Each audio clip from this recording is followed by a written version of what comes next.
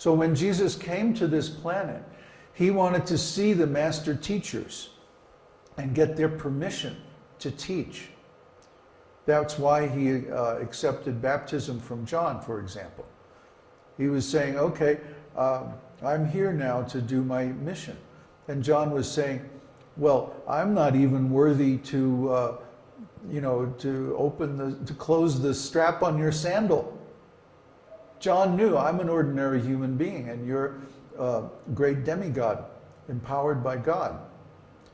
So I'm actually your servant. Why are you coming to me for initiation? And Jesus said, no, it has to be done like that. Why? To show the example that we don't arbitrarily or just on our own initiative start to teach. We have to get permission. We have to get the order of the previous master teachers, the previous spiritual masters. That's very important. There's no such thing as Brahman in general.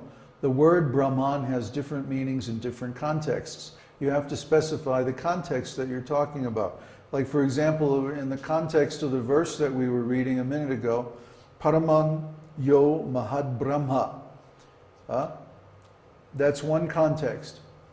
Or, what's the context? What's the verse you're talking about? What scripture are you talking about? There's no such thing as Brahman in general. It's always part of some context. And Brahman is a word that has many different meanings. So you have to specify the context. Who had John learned from? Whoever was the previous master in their line. I'm not a Christian scholar. Actually, I'm not a scholar at all. I'm just a devotee. So, there's like Krishna says to Arjuna, what need is there for all this detailed knowledge? With a single fragment of myself, I pervade and support all the universes. So what need is there for all this nitpicky, detailed knowledge, especially of other traditions? We don't need to know, unless we're trying to preach to them. And we want to show that the principle of disciplic succession was operating even in Jesus' time and place, and that he respected it, which he certainly did. So that's a good point to make, and you might want to do a little research into it, but it's not something that we, carry around on the top of our heads. There's no books. Well, yeah, a lot of that knowledge has been destroyed. The Romans wanted to make all this stuff secret because they wanted to change the philosophy. It's just like ISKCON. They want to change the books, change the philosophy, make the Prabhupada's original teachings obscure and difficult to find. The demons are always like that. They want to make everything secret, obscure, covered up. Well, we don't agree with that. We say everything should be out in the open, everything should be available, everything should be knowable.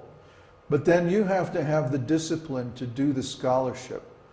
You have to know how to ask the right questions. That's why I was instructing John, that you have to know the context of the question you're asking. Otherwise, it's meaningless. You can't just say, like, what is Krishna? Well, what context, what way? It's too broad of a question. There are hundreds and thousands of volumes on the subject of what is Krishna. What exactly are you talking about? You have to narrow the question until it's meaningful, until it's answerable. We don't have, if we were living 10,000 years ago in a community of sages in the forest, and you asked a question that would take 100 years to answer, then maybe we could take it on. But times aren't like that. We have a limited time, and it has to be a focused question, a specific question. Well, we don't ask questions out of curiosity.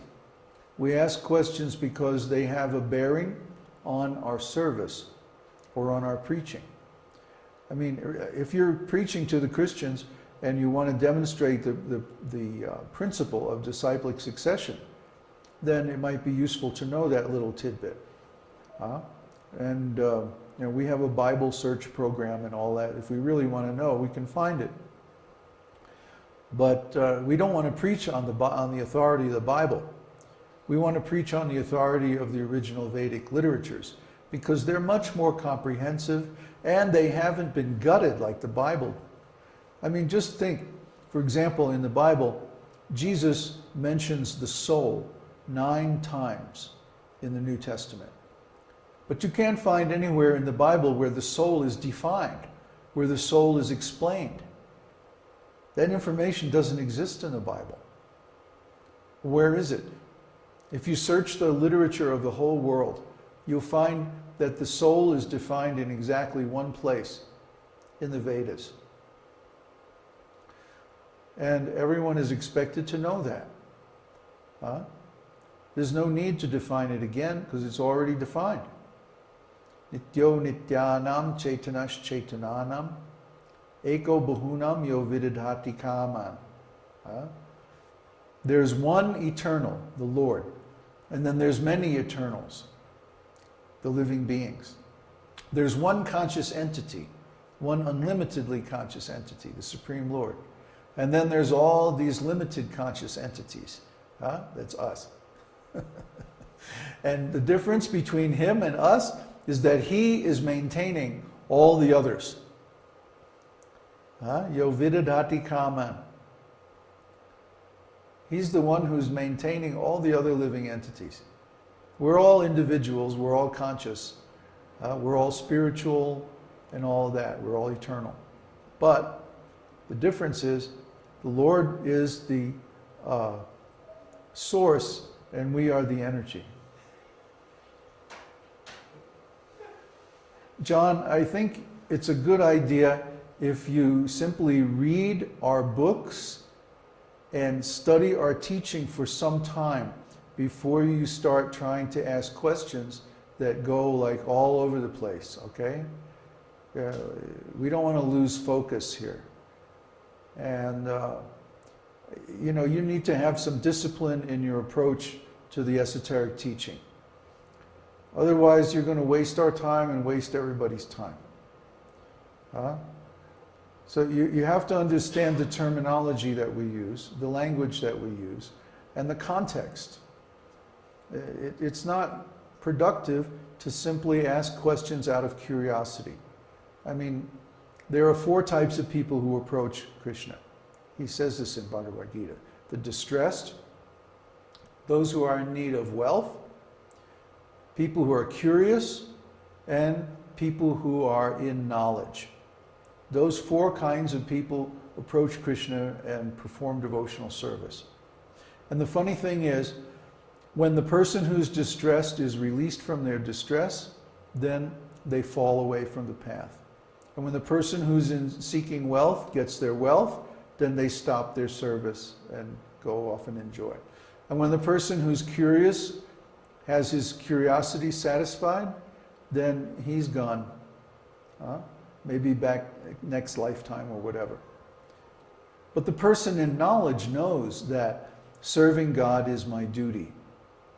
Whether I feel like it or I don't feel like it, whether I have a need, whether I don't have a need, actually, if we know that we're spirit soul, we know that we have no needs. We're already complete because we're a fragment of the complete. We're an emanation from the complete. Om Purnam Adaha Purnamidam Purnam Udachite. The complete is emanating so many complete units. And we are those complete units. So we're already complete. When we realize our completeness or our relationship with the Lord, that we have an eternal spiritual identity of the same or similar quality to the Lord's, then we realize that all we have to do is give service. We don't have any needs. We're already complete. And when we realize our completeness, that is self-realization. We realize our spiritual nature. We don't need anything. We're here to give. We can give unlimitedly because everything in this material world is simply illusion. It's all temporary. It doesn't really mean anything. It's just like a show on TV, and when the show is over, it's gone, and all those people disappear from the screen. It's over. So, in the same way, we're here to serve. And when we serve the cause of the Supreme Lord, then we benefit and everyone benefits. So we want to advance that cause. We want to serve that purpose. We want to be in relationship with that association. And in that we find our completeness. We understand our real self. Simply to ask questions out of curiosity, it may increase our knowledge. But that's a temporary purpose. That's not the real purpose. The real purpose is to forward God's purpose. The real goal is to achieve God's goals. Well, he's got a lot of false ego, you know. People with false ego aren't comfortable when they're told the truth.